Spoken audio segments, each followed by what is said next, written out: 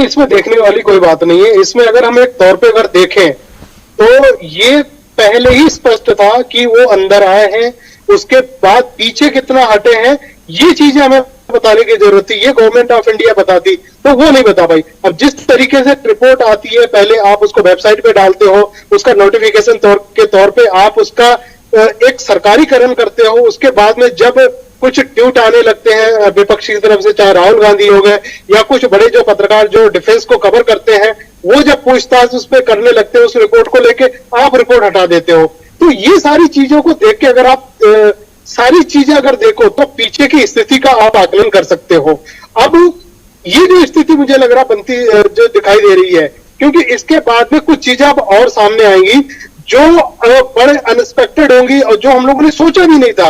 अब देखो, ओवरऑल कुल मिला के कहने की कहानी यही है कि आपने गलवान को लेके चाइना के साथ में जो कॉन्फ्लिक्ट हमारा हो रहा है, वो स्थिति आप लोगों ने स्पष्ट नहीं करी थी। अब ये चीजें जो छन छन के जो एक एक चीजें निकल के आ रही हैं, इस पे आपको स्थिति साफ करनी पड़ेगी।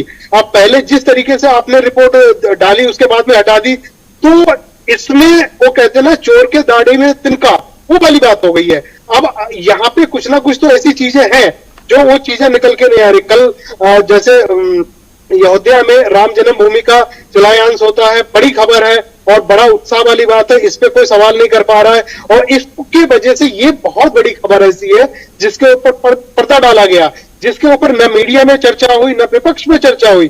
तो ये सारी चीजें ऐसी हैं, इनकी टाइमिंग को अगर आप देखो तो ऐसा जब कोई बड़ा कोई आयोजन हो रहा है, उसी समय चीजें क्यों आ रही है, उसी समय आप ये चीजें डिस्क्लोज क्यों कर रहे हैं। तो मुझे लग रहा है इसके पीछे जो संदेह है, जो संदेह जो जताया जा रहा है, वो चीजें अब सामने आती दिख रही हैं। रमेश ठाकुर सर, मैं आपके पास इसलिए आ रहा हूं, क्या चाइना किसी फिराक में तो नहीं है कि चलिए थोड़ा सा इसको खींचे और बाद में कोई हमला करे इस तरीके से, ताकि, क्योंकि अभी जो हमारे पास सैटेलाइट इमेज है वो ये बता रही है कि उनकी सप्लाई लाइंस इंटैक्ट रह सकती हैं सर्दियों में भी एज कंपेयर टू अवर्स।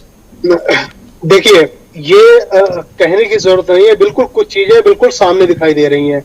अभी पिछले महीने गवर्नमेंट ऑफ इंडिया ने गलवान का जहां पे तनातनी, जहां पे कॉन्फ्लिक्ट हो रही है, तो उनको लेके कुछ तस्वीरें पेश करी, उनको तस्वीरें कुछ उन्होंने दिखाई गई।